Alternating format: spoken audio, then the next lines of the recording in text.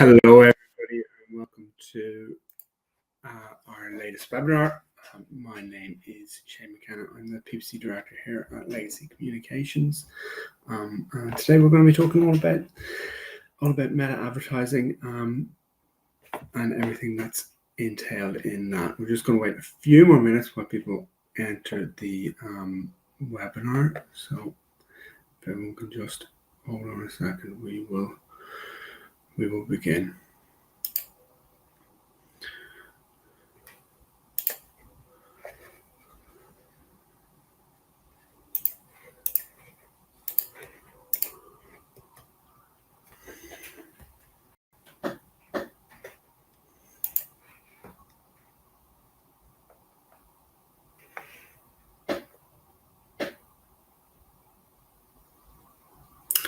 Going to begin now.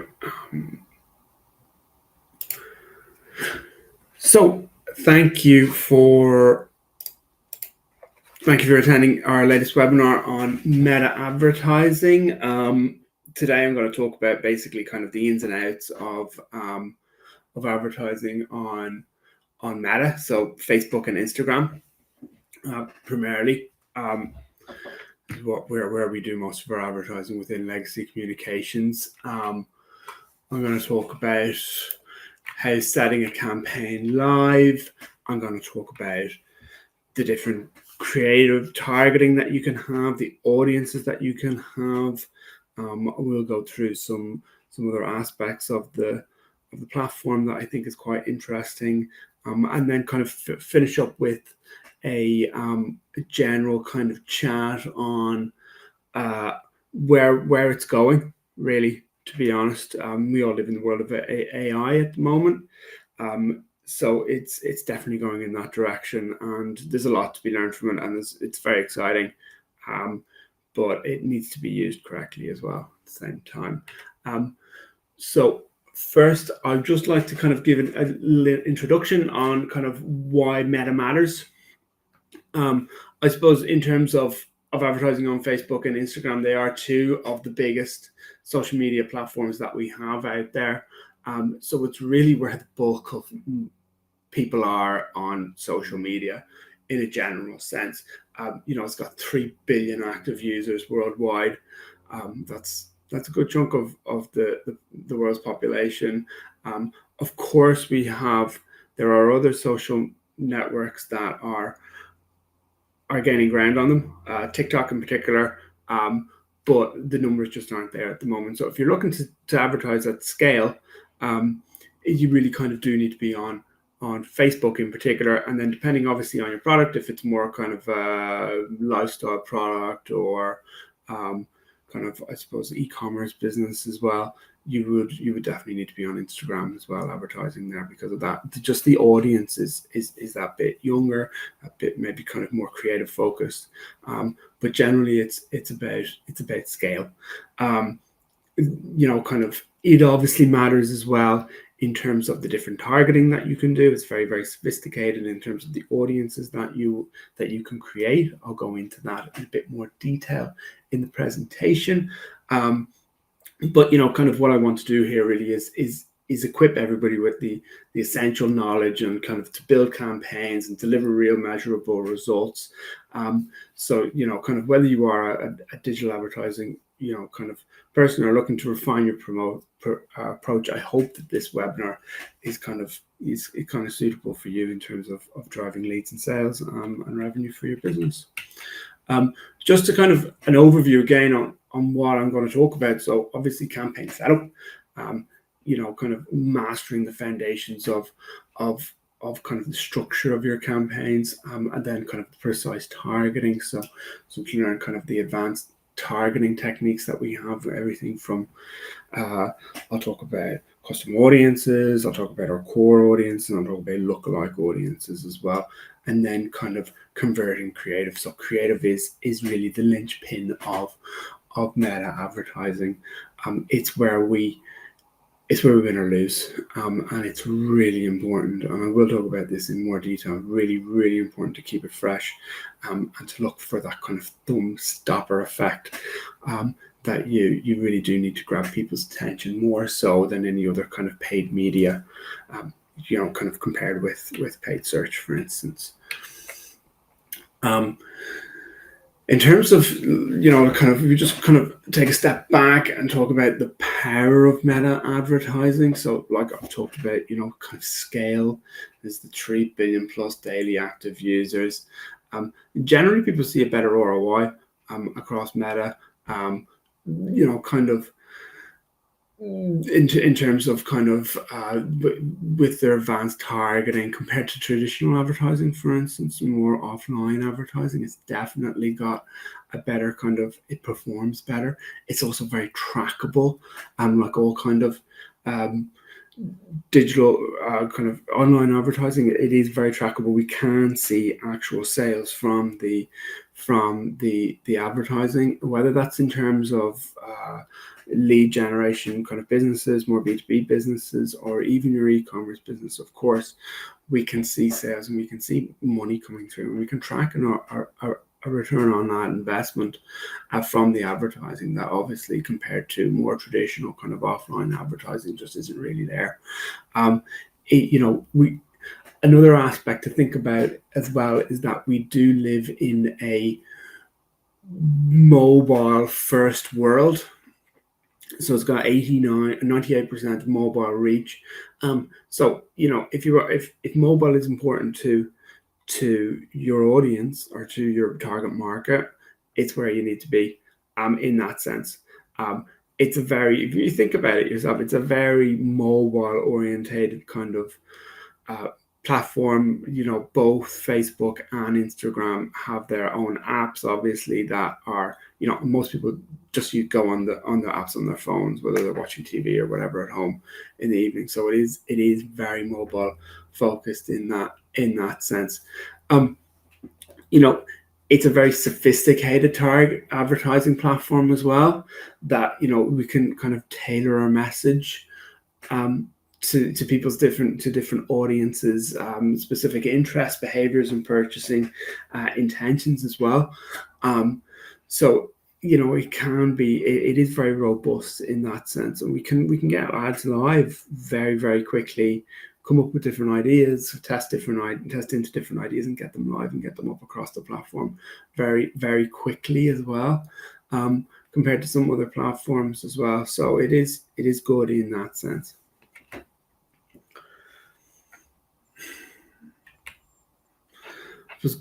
In terms of getting started with meta ads, I think one of the obvious, kind of one of the big things is really to think about your objective.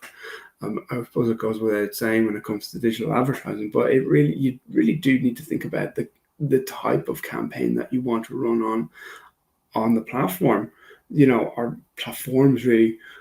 So whether it's an awareness, consideration, or conversion based campaign, it is important to have that kind of spelled out from the moment. It's also important to think about the audience that you're going to put behind each of those campaigns. How warm are they to your brand? And if it's an awareness campaign, it can be more of a broad audience, maybe taking in kind of our core audiences, as we call them. So like kind of people who are interested in the general service that you provide, or the product that you sell, or even demographics, or people in certain locations, or people interested in, let's say, sport or fashion, or whatever it is that makes the audience your audience target market tick. So kind of, while then a consideration audience will be a bit more further down the brand, so they might further down the conversion funnel, so they might know the brand already, they might follow the page, you can create a campaign around them, and then and then conversion is just to get that leader sale. So they really they have to be very much aware of the brand, and they need to be they need to be ready to buy. So it's kind of thinking about the objective of the campaign. That will obviously dictate the kind of what it will bid to, which comes to the next thing in terms of setting budget and timelines. So it's kind of like, if you're if you're advertising on an awareness campaign, you will be paying a CPM. If you're advertising on a conversion-based campaign, it's more likely that you're going to be paying cost per click. So they will need to be factored into any forecasting that you do in terms of deciding how much budget you need for the campaign.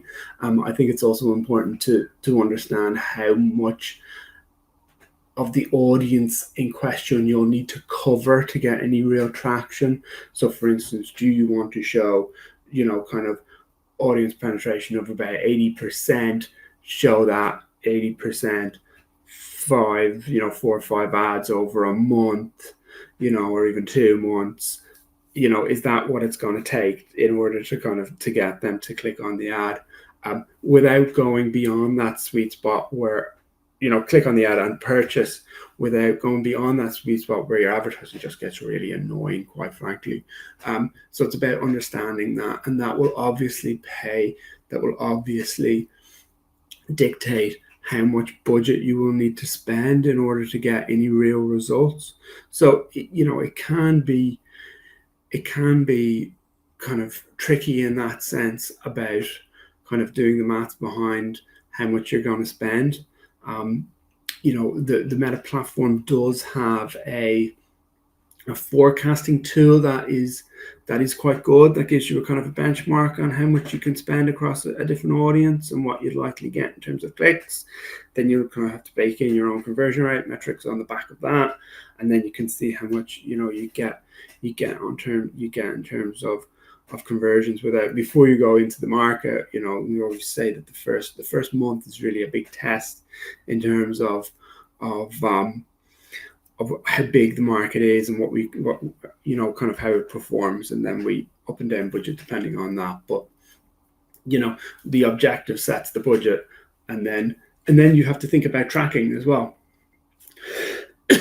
So you should definitely be thinking about, if you're advertising on Meta, you should be thinking about kind of server-side tracking somewhere down the line. You'll of course have the Meta Pixel on the website, and you can then kind of use the conversions API to set up kind of work towards kind of more server-side tracking.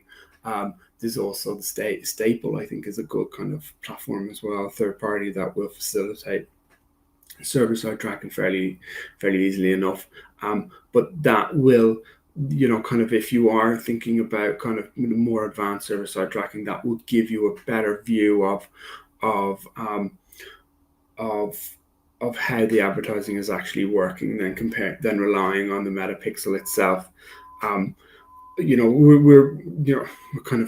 We're moving to, kind of, in terms of Google, they've moved back again from kind of getting rid of cookies completely, but there is definitely a lot of benefits in terms of working towards server-side tracking, particularly with paid social, just because it's, iOS has blocked cookies years ago, quite frankly. So it's definitely something to think about. Excuse me.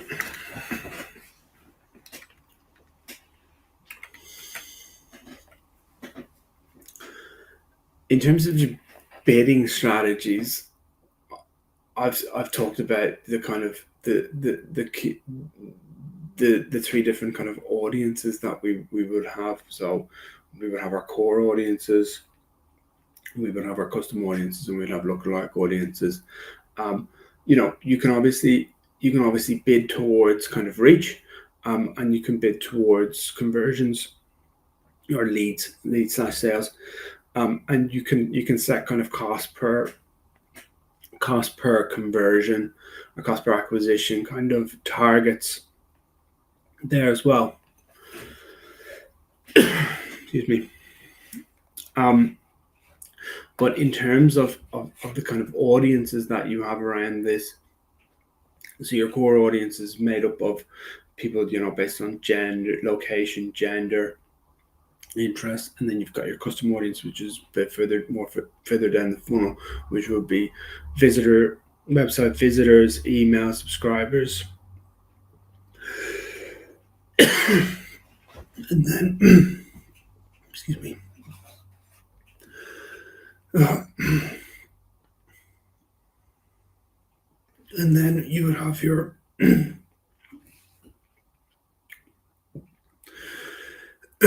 lookalike audiences,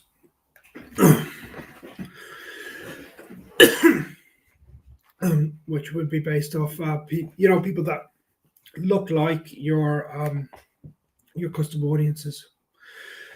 Oh, God.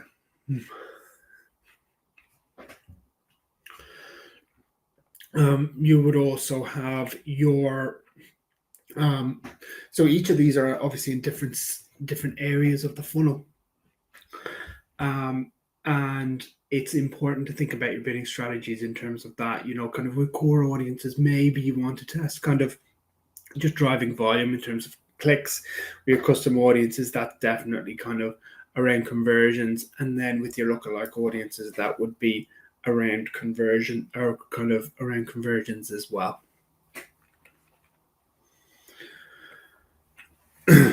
Creative is really important when it comes to advertising on Facebook and uh, Instagram.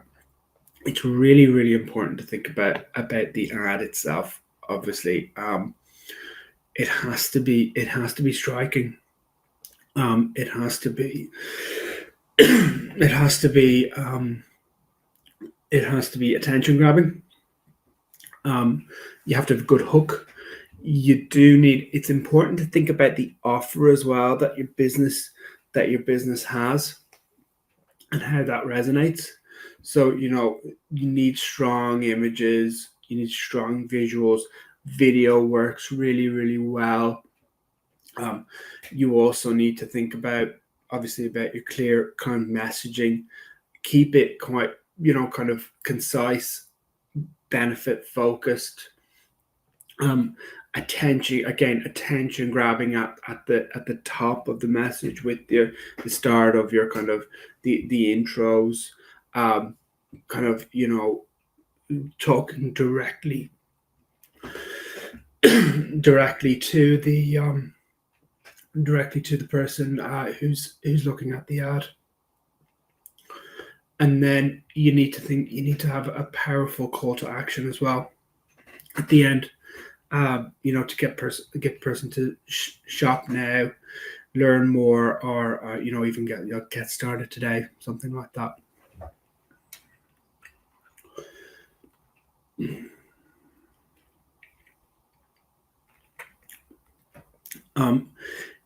It's important in that sense to think about the thumb stopper effect. So the idea around that is that we want to get a person to we want their thumb to stop whenever they're scrolling. So if it's really visually impactful, and really, really clear in that sense, you'll get a lot more from it.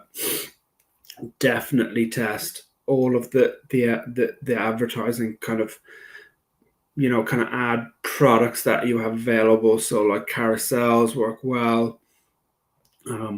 Definitely test, of course, video. Obviously the image ads. Think about the aspect kind of ratios with videos and images as well. That for a general kind of ad on someone's feed, it's it's generally a square compared to it's a more kind of a portrait format on video. So when you're getting creative done up, it needs to be both square and then both portrait as well, so that you can show ads on reels, short form videos, so that you can show ads within the feed as well.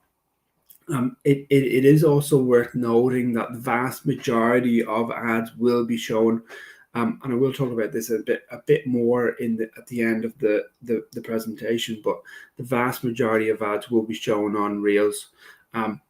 Obviously, Facebook are pushing more kind of, the vast majority of ads will be shown on feeds. Obviously, Meta is pushing more towards kind of reels and short form content as well. But that's kind of where it is at the moment. But it is important to have every base covered in that sense. Um, it's also incredibly important to kind of to optimize your campaigns. They're definitely not far to forget, and it's kind of my experience is really around paid search. That's where I kind of learned my trade. Um, Paid social is a lot more hands-on than even paid search. Obviously, you need to monitor your key metrics to see how they're working, and they will change over time. Ad fatigue is a very real thing within advertising on paid social, particularly around Meta. And you might launch an ad and it might fire, and you get loads of leads and loads of sales, and you run it for a month and it will just slowly kind of ebb away, and it will just stop working. So you need to be every month or 6 weeks or so kind of refreshing the ad copy, switching up the images, putting new videos in there, and just kind of showing the audience a different ad or a new ad, and trying to and testing in that sense. So you need to be testing constantly. Definitely get a kind of a testing calendar in place. With tests running. Kind of looking at different testing ideas each month, and then work to kind of scale smart as well. So if you see that something's working on a budget that an audience has worked, double down on it. But again, to go back to what I was saying um, about ad fatigue, double down on it, but come up with different variations of it as well. So it is different in that in a sense. So for instance, we've seen um, a lot of success with like a long form ad, as we call it, which is just a really long ad, particularly for kind of B2B lead gen kind of accounts. And it has a lot of information on it. It's got testimonials on it. It's worked really, really well. Coupled with video and remarketing has worked really well for us. But we need to double down on that. So we need to put more money into that, of course, but then we need to come up with different variations of that ad so that we can safeguard it from ad fatigue.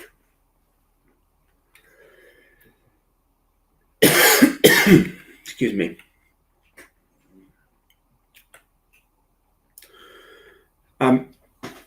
If you're a lead gen business, I think it's obviously important to use the leads form, Meta leads form, to drive leads directly on the platform.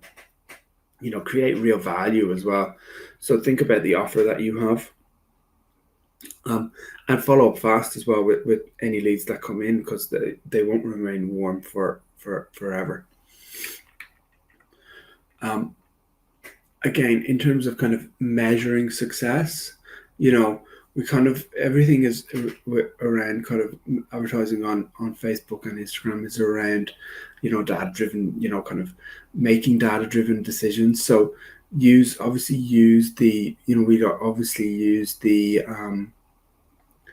the platform itself and the information that we're getting from the platform to see which audiences are working, which ad creatives are working, and go back and double down on where we can see efficiencies.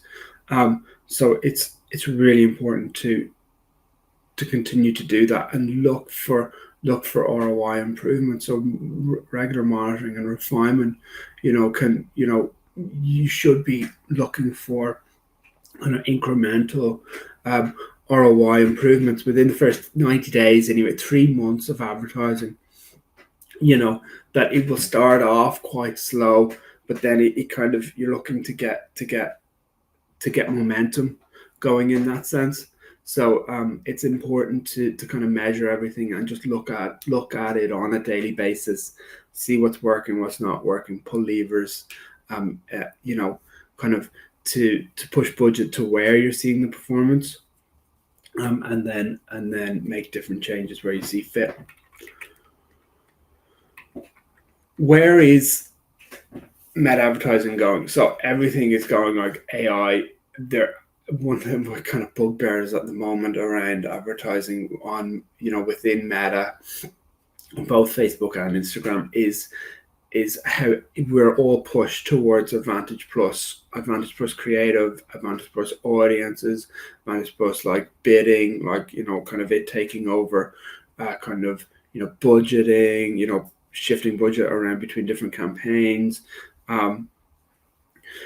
You have to be really, really careful, particularly with the Advantage Plus Creative. We've seen some really kind of quite shocking examples of it creating, like, it will automatically kind of create new images for the advertising, and sometimes the rendering on the text in particular is just awful. It's just kind of very classic AI written, kind of very much so. The words actually don't look right. They just look awful. So I'm not going to say that happens all the time, but it has happened before, and we've seen good examples of that. So it's important to, whenever you're setting up your campaign, to look at all the Advantage Plus stuff that is automatically ticked in and say, yes, that's right for me. No, that's not right for me. I need sign off from other people within the organization to do that. Make sure that everything is switched on and switched off. That is appropriate for you, because it will write new ad copy for you, and it will create images, and the audience, the Advantage Plus audience, will go beyond your original kind of the audience that you've said you wanted to target. So it will look for from people beyond, let's say, a remarketing list, for instance. So these are people that might not have been to the site already, but it thinks it's that they're in the ballpark and that they're likely to convert. So it'll show them an ad from that campaign. So it's important to bear that in mind. Now, there has been good results from using these, but they just need to be, kind of, you need to be aware of them in fairness. I mentioned earlier that the vast bulk of the advertising will be on the feed, but kind of more and more we are, kind of short form videos and reels are becoming more important. They are,